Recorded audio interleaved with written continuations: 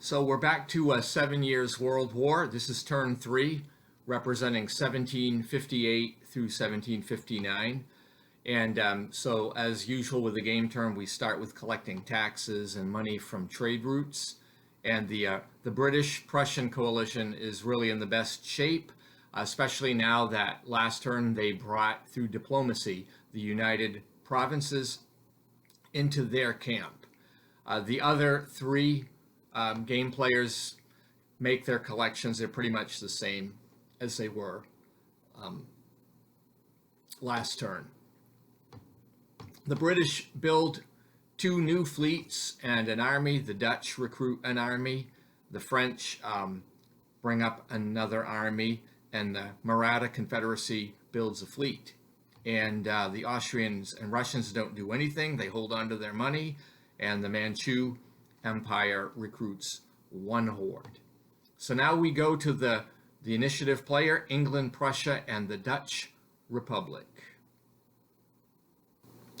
So England decides to make a diplomatic play toward the Spaniards. So you roll on the diplomatic table, and the French player decides to counter by playing a diplomacy chit. So the English now has a successful espionage operation. What that means is that they can examine the French campaign markers and see what he's got in his hand, which might affect play in the upcoming turn. The English player uses an attrition chit against the French forces in the New World.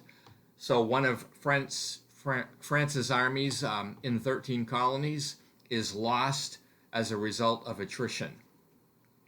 Then the British fleet sails with an army which is brought into the 13 colonies. The ship lands in Newfoundland. Another ship sails to the Barbary States and anchor at Tangier. The British colonists attack the French in the 13 colonies. So the French player has a campaign chit and uses honors of war, and the French army decides to retreat from the area to save the army and fall back into New France. So the honors of war is an interesting chit that you can get. It's a campaign chit, but it allows the player to change a negative combat result to a withdraw result, and the effect is that it saves his army from damage if it was a negative result. The British Navy also attacks the Barbary coast. I don't have a picture for this, but he's doing this to try to block off the Mediterranean Sea. And he's able to use a campaign chit, an admiral chit. So let's just say Admiral Parker is here fighting, and the Berbers are eliminated in this action. The British capture Tangier. Another attrition chit is played against the French troops, this time in New France, but it has no effect, so wasted chit. The Dutch have a navy, and so they sail with an army, and they disembark at Cape Verde and to protect the East Indies trade route. And then in Europe, I believe you can see this in the picture that I have here, the Prussians launch an attack against the Austrians from Poland, and the Prussians are probably led by Frederick the Great in this battle. You can see I got a campaign marker with a general 2-star on there. The government of Poland's indifference is allowing it to become a battlefield here for the Russians and the Austrian and Prussian armies. Then we go to the next player turn, France and the Maratha Confederacy. And France targets Spain with diplomacy, and it's successful. So France allies with the Spanish government. So the Spaniards decide to attack Portugal. I don't have a picture of this, but the Portuguese are easily defeated, and the base surrenders and the fleet retreats. There are no further actions in behalf of the Spanish. France's navy in Bermuda sails off to the coast of Brazil, where it launches an attack against the Portuguese. And that battle goes very poorly for the French, unfortunately. So although the Portuguese base is annihilated, the French lose a veteran fleet in the campaign. So that's unfortunate. Then we go to the third player, Austria and Russia. And the Austrians attempt an alliance with the Ottoman Empire, but the effort fails.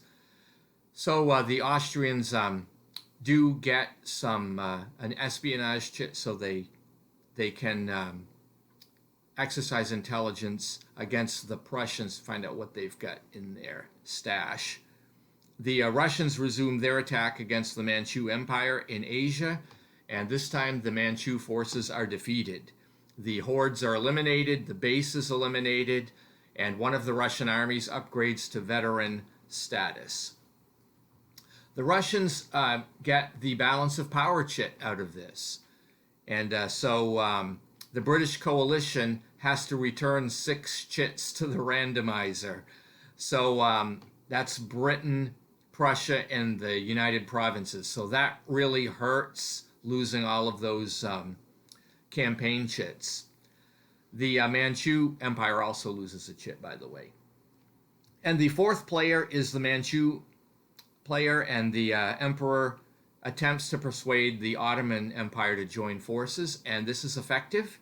So the Ottoman Empire makes a pact with the emperor of the Manchu government.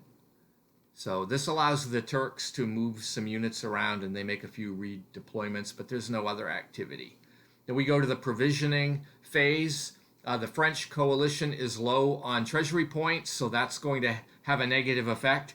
The other 3 powers are okay in this department. France's trade route, Cuba, Haiti, the Dominican Republic, is losing as much as it's making, because the army garrisons there are so expensive. So some of these holdings, even in New France, are becoming costly to the French player. Anyway, that brings an end to turn 3. I hope you enjoyed seeing how this game played out, and thank you for watching. Have a great day.